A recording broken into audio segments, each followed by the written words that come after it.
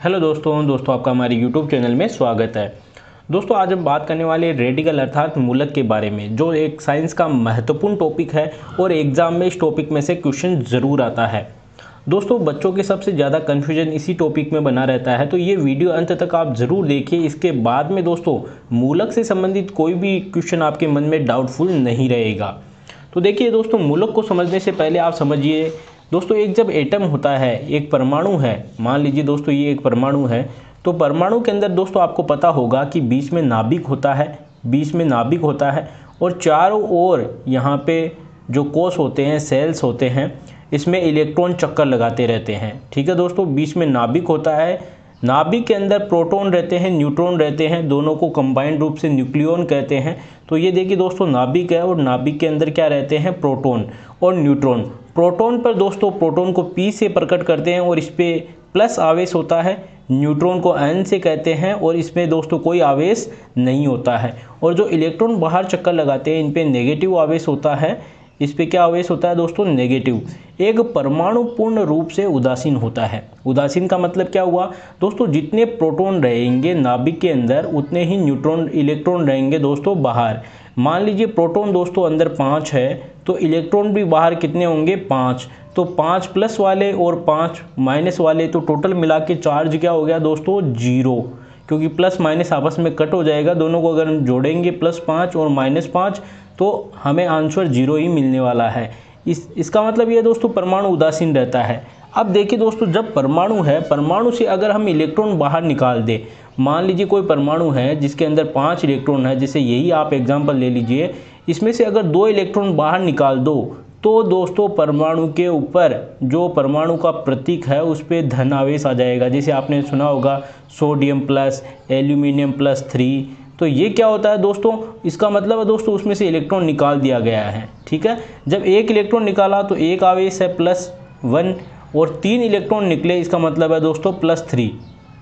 ठीक है, तो यहाँ पर दोस्तों आप ये समझिए कि Na+ बना है यहाँ पे A और Al+3 बना। इसी तरह दोस्तों Cl- बन गया। इसका मतलब क्या हुआ, माइनस का मतलब है इसने इलेक्ट्रॉन ग्रहण किया है। तो ध्यान रखना दोस्तों, जो धातुएं होती है वो हमेशा प्लस आवेश बनाती है, मतलब वो इलेक्ट्रॉन को आसानी से त्याग सकती है, और जो अधातुएं हैं वो माइनस आवेश वाली होती है, मतलब जिसको इलेक्ट्रॉन ग्रहण करने की उसके अंदर ज़्यादा प्रवृत्ति होती है। अब दोस्तों अगर आपको ये समझ में आया तो ठीक है, और अब देखिए हम टॉपिक पे चलते हैं। अब टॉपिक पे देखिए दोस्तों, रेडिकल दोस्तों हमने ये जो आपको आयंस वगैरह क्यों बताए हैं, क्योंकि ये रेडिकल्स के अंदर आते हैं। तो यहाँ पे दोस्तों रेडिकल की परिभाषा समझिए आप। परिभाषा क्या है, आयनिक पदार्थ अम्ल व क्षार जल में विलय होकर आयनों में अपघटित हो जाते हैं, जो अभिक्रिया में एक इकाई की तरह भाग लेते हैं, इन्हें मूलक कहते हैं। अब दोस्तों आपको परिभाषा चाहे समझ में नहीं आई हो, लेकिन आप अब इसको समझ लीजिए थोड़ा कि आयनिक पदार्थ, मान लीजिए आयनिक पदार्थ में आप समझिए, एग्जाम्पल से इसको दोस्तों समझिए ताकि आसानी से याद हो जाए। मान लीजिए दोस्तों कोई सा भी आयनिक पदार्थ है, या वो हो सकता है दोस्तों अम्ल या क्षार भी हो सकते हैं। जैसे हमने एक एग्जाम्पल लिया NaCl का, नमक का एक अणु है दोस्तों, इसका हमने एग्जाम्पल लिया। अगर हम इसको पानी के अंदर डालें, पानी के अंदर, तो ये टूटेगा Na+ के रूप में और Cl- के रूप में। तो वास्तव में दोस्तों इसे ही तो कहते हैं मूलक। यहाँ पे देखिए ये एक धन मूलक हो गया, ये एक ऋण मूलक हो गया। अब इसको ही हमें पढ़ना है। अब देखिए आप समझिए दोस्तों, मूलक का मतलब आप समझ गए हो, पानी के अंदर आप मिलाओगे आयनों को, आयनिक यौगिक को, या अम्ल या क्षार हो, तो वो अपने घटकों में टूट जाएंगे प्लस आवेश में और माइनस आवेश में। जो प्लस वाला होगा उसके धन मूलक कहेंगे, माइनस वाला होगा उसको ऋण मूलक कहेंगे। कुल मिलाकर दोस्तों बात इतनी ही है। अब आगे देखते हैं हम क्या है। अब देखिए दोस्तों, मूलक के प्रकार कितने होते हैं। मूलक 2 प्रकार के होते हैं साधारणतः, एक तो सरल मूलक, दूसरा है दोस्तों संयुक्त मूलक। अब देखिए सरल मूलक का मतलब क्या होता है, जब मूलक एक ही प्रकार के परमाणुओं से बनते हैं तो उसे दोस्तों सरल मूलक कहते हैं। जैसे आप सोडियम में देखिए दोस्तों Na+ केवल एक ही परमाणु है इसके अंदर। इसी तरह Mg के अंदर देखिए, मैग्नीशियम के अंदर केवल एक परमाणु है, Cl के अंदर भी एक परमाणु है, और ब्रोमीन के अंदर, ब्रोमाइड के अंदर भी एक परमाणु है। अब देखिए दोस्तों संयुक्त मूलक, जैसा कि नाम से आप समझिए रटना कहाँ है। संयुक्त का मतलब क्या है दोस्तों, कंबाइंड रूप से होना, मतलब एक से अधिक परमाणु होना। तो 2 या 2 से अधिक परमाणुओं का समूह जिस पर कोई निश्चित आवेश होता है उसे संयुक्त मूलक कहते हैं। अब देखिए दोस्तों NO3- है, नाइट्रेट है, इसके अंदर देखिए दोस्तों चार परमाणु है, ठीक है ना, 3 तो ऑक्सीजन के, 1 नाइट्रोजन का, 4 परमाणु है। इसी तरह अमोनियम के अंदर देखिए दोस्तों, इसके अंदर भी 5 परमाणु है, इस पे प्लस आवेश है, इस पे माइनस आवेश है। तो आवेश दोस्तों इसमें निश्चित होते हैं, जैसे NH4+, इस पे हमेशा प्लस आवेश ही होता है। इसी तरह नाइट्रेट के अंदर केवल माइनस आवेश होता है, इसमें 1 से अधिक परमाणु होते हैं, तो इन्हें दोस्तों संयुक्त मूलक कहते हैं। तो अब मूलक 2 प्रकार के होते हैं, एक सरल मूलक, दूसरा संयुक्त मूलक। अब दोस्तों आगे देखिए, आवेश के आधार पर भी मूलकों को 2 भागों में बांटा गया है। आवेश के आधार पर अभी हमने आपको एक NaCl का उदाहरण लेकर समझाया था कि NaCl को अगर हम पानी में मिलाए तो प्लस और माइनस 2 आवेश बनते हैं। इसका मतलब दोस्तों मूलक हमेशा आवेश के आधार पर 2 प्रकार के होते हैं। अब देखिए इनको नाम अलग अलग दिया गया है, एक तो क्षारीय मूलक, दूसरा दोस्तों अम्लीय मूलक। तो क्षारीय मूलक को आप समझिए पहले, यह धातु धनायन या धन आवेशित मूलक होते हैं, जो धात्विक भस्मों से प्राप्त होने के कारण भास्मिक मूलक भी कहते हैं। अब दोस्तों आप इसको रटना नहीं है, समझिए। देखिए दोस्तों, जो क्षारीय मूलक होते हैं, जो क्षारीय मृदा धातु होती है आवर्त सारणी के अंदर, क्षारीय धातु, क्षारीय मृदा धातु, तो ये धातुएं होती है। और धातुओं की दोस्तों प्रकृति हमेशा होती है इलेक्ट्रॉन देने की, और इलेक्ट्रॉन जो देता है तो वो धन आवेशित होता है। तो ध्यान रखना दोस्तों, क्षारीय मूलक जो धन आवेशित होते हैं, मतलब जैसे यहाँ पे Na+ है, यहाँ पे Na+ हमने नाम लिया है, तो यहाँ पे देखिए दोस्तों प्लस आवेश आया है, तो ये एक तरह से धातु है, सोडियम धातु। तो धातुओं की ये प्रकृति होती है कि वो हमेशा इलेक्ट्रॉन देने की प्रवृत्ति रखती है। तो देखिए दोस्तों, क्षारीय मूलक का मतलब ही यही है कि क्षारीय मूलक वही होते हैं जो धनायन वाले होते हैं। और धनायन वाले कौन होते हैं? क्षारीय धातु। क्षारीय धातुओं के अलावा भी, क्षारीय धातुओं के अलावा भी, जैसे NH4+ है, ये अमोनियम है। अब देखिए यहाँ पर भी देखिए दोस्तों प्लस आवेश आया है, तो हम केवल इतना ही नहीं कह सकते कि धातुएं, केवल धातुएं नहीं, प्लस आवेश वाले भी। यहाँ पे देखिए दोस्तों अमोनियम है, इस पर भी प्लस आवेश है, यह भी एक धनायक मूलक है। तो यहाँ पर दोस्तों इसीलिए परिभाषा को आप समझिए कि धातु धनायन, मतलब धातुएं जो धनायन बनाती है वो तो है ही, लेकिन इसके अलावा धन आवेशित कोई भी जो परमाणु या अणु है वो भी मूलक होता है। कौन सा? क्षारीय मूलक, जब उस पर धन आवेश हो। अब देखिए दोस्तों, क्षारीय मूलकों को भास्मिक मूलक भी कहते हैं। एग्जाम के अंदर ये क्वेश्चन पूछा जा चुका है। तो भास्मिक मूलक कहने का क्या कारण है? क्योंकि ये धातुओं की भस्म से प्राप्त होते हैं, जो धातुओं की राख होती है उससे ये बनते हैं, इसलिए क्षारीय मूलक को भास्मिक मूलक भी कहते हैं। अब इसके एग्जाम्पल देखिए दोस्तों, आप समझ सकते हो, यहाँ सोडियम प्लस है, मैग्नीशियम +2, NH4+। जो क्षारीय मूलक का मतलब ही आप समझ लीजिए, जिसपे प्लस आवेश होना वो क्षारीय मूलक है, ठीक है। अब दूसरा देखिए दोस्तों, अम्लीय मूलक। अम्लीय मूलक का उल्टा समझ लीजिए, एक को अगर आपने समझ लिया तो दूसरे को रटना नहीं पड़ेगा। अम्लीय मूलक का मतलब है ऋणायन वाले, मतलब अधातु। इसके अंदर धातु आ गए तो इसके मतलब इसके अंदर अधातु आएंगे, और इसके अंदर धनावेशित आ गए तो इसका मतलब इसके अंदर कौन से आएंगे? ऋणावेशित। तो अब आप इसको उल्टा करके परिभाषा को आसानी से समझ सकते हो। अम्लीय मूलक किसे कहते हैं? अधातु ऋणायन। जो आवर्त सारणी के अंदर अधातुएं होती हैं वो हमेशा ऋणायन बनाती है, उनको इलेक्ट्रॉन ग्रहण करने की प्रवृत्ति उनमें ज़्यादा होती है, तो वो अधातु ऋणायन बनाती है। इसके अलावा कोई सा भी जो ऋणावेशित मूलक है वो दोस्तों अम्लीय मूलक कहलाता है। एग्जाम्पल आप समझ लीजिए दोस्तों, यहाँ पे देखिए क्लोराइड, ब्रोमाइड, नाइट्रेट, ये सारे दोस्तों माइनस आवेश वाले हैं, ठीक है, इन्हें अम्लीय मूलक कहते हैं। दोस्तों आप समझ गए हो, मूलकों के 2 प्रकार हैं। अब कुछ एग्जाम्पल है जो एग्जाम में अक्सर पूछे जाते हैं, वो एग्जाम्पल काफ़ी इंपॉर्टेंट है, तो उनको आप समझिए दोस्तों थोड़ा, क्योंकि उनके नाम में ही कन्फ्यूजन है। तो देखिए क्या क्या कन्फ्यूजन है। तो सबसे पहले हम दोस्तों जो धनायन वाले मूलक है उनको लेते हैं। कौन कौन से धनायन वाले मूलक है जो काफ़ी इंपॉर्टेंट है, एग्जाम के अंदर पूछे जाते हैं। उसके बाद में हम ऋणायन वाले मूलक भी देखेंगे। तो देखिए दोस्तों, एक धनायन वाले सबसे पहले हम देखते हैं जो एक ही परमाणु से बने हुए होते हैं, ऐसे मूलकों के बारे में। तो देखिए यहाँ पे लिखा हुआ है एक संयोजक, यहाँ पे लिखा हुआ है दोस्तों द्विसंयोजक। इसका मतलब समझिए कि एक संयोजक का मतलब है जहाँ पर देखिए दोस्तों केवल प्लस आवेश केवल एक ही है, ठीक है, प्लस आवेश केवल एक ही है, एक परमाणु पे केवल एक ही आवेश है। दूसरी ओर दोस्तों यहाँ पे द्विसंयोजक का मतलब है 2 आवेश है सभी के ऊपर, ठीक है। तो यहाँ पर अंतर समझिए आप दोस्तों कि एक परमाणुीय धनायन। तो इसके अंदर देखिए दोस्तों कौन कौन से मूलक बनते हैं। सोडियम में क्या होता है दोस्तों? Na+, potassium K+, silver Ag+, cuprous इसके अंदर Cu+। ध्यान रखना दोस्तों, यहाँ पे डाउट यहाँ पे रहता है कि Cu, यहाँ पे देखिए दोस्तों कुछ डाउटफुली है जो हम आपको साथ साथ में बता देते हैं। दोस्तों आप ध्यान रखना कि जो क्यूप्रस है, क्यूप्रस एक होता है दोस्तों क्यूप्रस, क्यूप्रस जिसको बोलते हैं दोस्तों Cu प्लस, एक होता है क्यूप्रिक जो आगे आएगा, लेकिन हम साथ में ले लेते हैं ताकि आपको अंतर से अच्छी तरह से समझ में आ जाए, Cu+2। तो यहाँ पर देखिए दोस्तों, जहाँ पर कम आवेश हो वहाँ पर अस लगता है पीछे, क्या लगता है, अस, जैसे यहाँ पे लिखा हुआ है क्यूप्रस, अस लगा है पीछे। और जहाँ पे ज़्यादा आवेश हो, यहाँ पे देखिए दोस्तों +2 है, यहाँ पे केवल +1 था, तो यहाँ पे जहाँ पे ज़्यादा आवेश होना वहाँ पे इक लगता है पीछे, क्या लगता है, इक। तो ये दोस्तों कुछ एग्जाम्पल है जिन पे सभी पे लागू होता है, तो ये हमने आपको बता दिया है। तो ध्यान रखना दोस्तों, क्यूप्रस के अंदर Cu+ है, एक Cu+2 है, तो ये क्यूप्रस है वो क्यूप्रिक बनेगा। इसी तरह देखिए दोस्तों मर्क्यूरी के अंदर, मर्क्यूरस के अंदर देखिए यहाँ पे दूसरा एग्जाम्पल साथ में दिया हुआ है। तो यहाँ पे देखिए दोस्तों Ag2+, एक तो ये होता है और एक होता है दोस्तों Ag+2, 2+।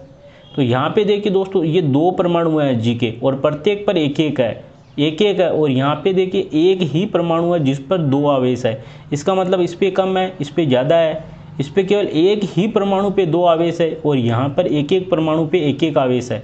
कम किसके अंदर है, इसके अंदर। तो इसका मतलब इसको हम क्या कहेंगे, मर्क्यूरस,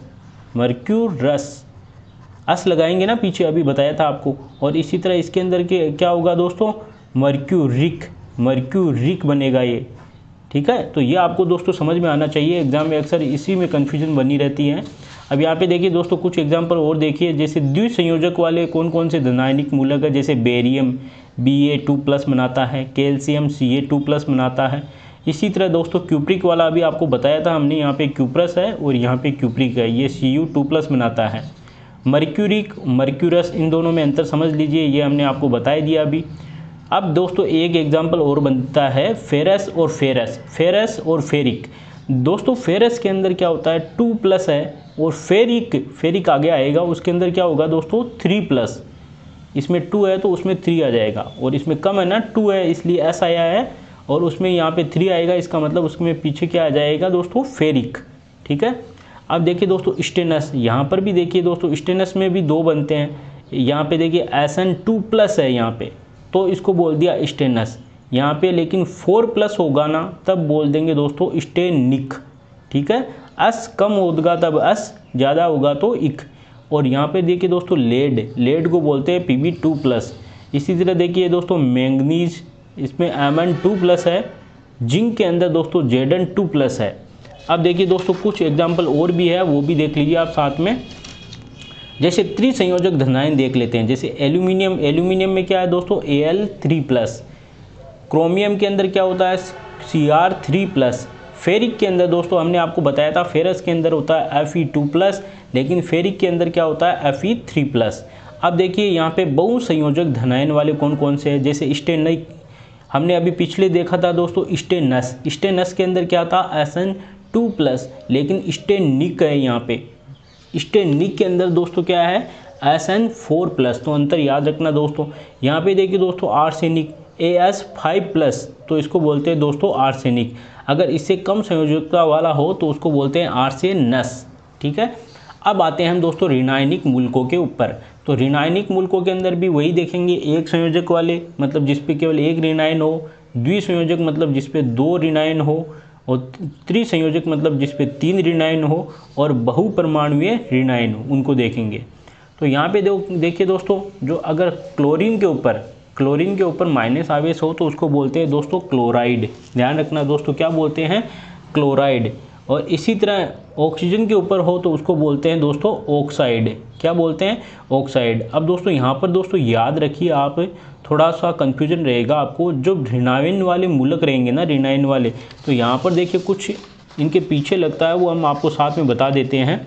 जैसे जो ऋणायन वाले मूलक है उसमें पीछे क्या लगता है, एक तो आइट लगता है, एक एट लगता है, क्या लगता है दोस्तों, एट लगता है, पीछे आइड लगता है। तो ये ऋणायनिक मूलकों के पीछे लगते हैं ये 3 नाम। ये अभी आपको रटना नहीं, ये अभी आपके सामने आ जाएंगे सब कुछ। तो देखिए जैसे यहाँ पे क्लोराइड, आइड लग गया पीछे, ठीक है। ऑक्साइड में O2- लग गया। अब देखिए दोस्तों यहाँ पे ऑक्साइड का कुछ एग्जाम्पल ले लेते हैं। जैसे ऑक्साइड, इसको बोल दिया ऑक्साइड। यहाँ पे ध्यान से देखिए, ये बड़ा इम्पोर्टेंट है। तो ऑक्साइड को बोल दिया दोस्तों यहाँ पे O2 माइनस। इसी तरह एक होता है परोक्साइड। क्या होता है दोस्तों? परोक्साइड। परोक्साइड में क्या होता है? परोक्साइड में होता है O2 माइनस। ध्यान रखना यहाँ पे 2 परमाणु आगे और 2 पर 2 ऋणावेश है, इसका मतलब प्रत्येक पर एक एक ऋणावेश है, तो इसको बोलते हैं परोक्साइड। एक होता है दोस्तों सुपर ऑक्साइड। एक क्या होता है? Super oxide. दोस्तों आप कंपटीशन एग्जाम की तैयारी कर रहे हो तो सब कुछ नॉलेज आपको होना चाहिए। तो सुपर ऑक्साइड के अंदर क्या होगा दोस्तों? O2 माइनस, केवल O2 पे माइनस होगा, इसको बोलेंगे दोस्तों सुपर ऑक्साइड। तो ध्यान रखना इन तीनों के अंदर ऑक्साइड, परोक्साइड और सुपर ऑक्साइड में अंतर क्या है, ये एग्जाम में पूछा जा चुका है दोस्तों क्वेश्चन। आगे देखिए सल्फाइड। सल्फाइड के अंदर H2 माइनस हो गया। अब त्रिसंयोजक वाले देखिए जिसपे 3 हो, तो एक है दोस्तों नाइट्राइड। ध्यान रखना दोस्तों माइनस वाले है ना, इसी के पीछे आ रहा है आइड। आइड आइड देखिए सभी के पीछे आइड आ रहा है, तो ये हो गया नाइट्राइड। और इसी तरह देखिए दोस्तों फास्फाइड हो गया। ऐसे बहुत सारे एग्जाम्पल आप ले सकते हो। अब देखिए बहुपरमाणुक ऋणायन, इसमें एक संयोजक वाले, द्विसंयोजक वाले और त्रिसंयोजक वाले, मतलब जिसके अंदर एक से अधिक परमाणु ग्रुप में हो और वो ऋणायनिक मूलक वाले हो, तो वो कौन कौन से हैं? तो एक संयोजक वाले कौन कौन से? ऐसे दोस्तों आप एक संयोजक, द्विसंयोजक, ये त्रिसंयोजक, ये तो अपने आप आपको पता लग जाएंगे। आप तो बस इनका नाम समझ लीजिए कि हाइड्रोक्साइड है, OH माइनस हो उसको हाइड्रोक्साइड कहेंगे, Cn माइनस वाले को साइनाइड कहेंगे। इसी तरह देखिए दोस्तों नाइट्रेट, NO3 माइनस हो तो नाइट्रेट कहलाता है, MnO4 माइनस हो तो इसको परमैंगनेट कहते हैं।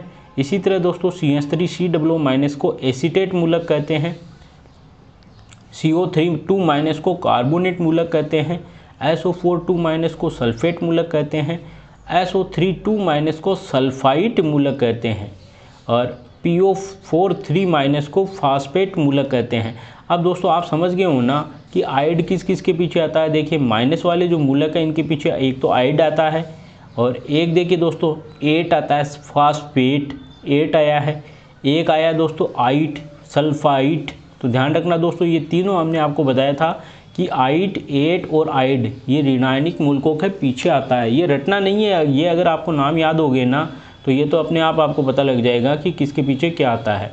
अब देखिए दोस्तों हमने कुछ बताया है आपको, वो फिर से रिपीट है। यहाँ पे लिखा हुआ है कि ऋण आवेश के अंत में सामान्यतः 8, आइट और आइड पश्च लग्न लगाते हैं, मतलब ये पीछे आते हैं। इसी तरह धनायन के अंत में ईएम आता है, जैसे हमने बोला था आपको दोस्तों एल्यूमिनियम, सोडियम आयन थे ना, तो ये दोस्तों ईएम आता है धनायन के पीछे। कम आवेश युक्त आयन के लिए एस, अधिक के लिए इक लगाते हैं। जैसे दोस्तों हमने आपको बताया था कि Fe प्लस 2 प्लस हो तो इसको बोलते हैं दोस्तों फेरस, और Fe3 प्लस हो तो इसको बोलते हैं दोस्तों फेरिक। ये हमने आपको बताया था कि कम आवेश युक्त आयन के लिए क्या आता है दोस्तों? अस।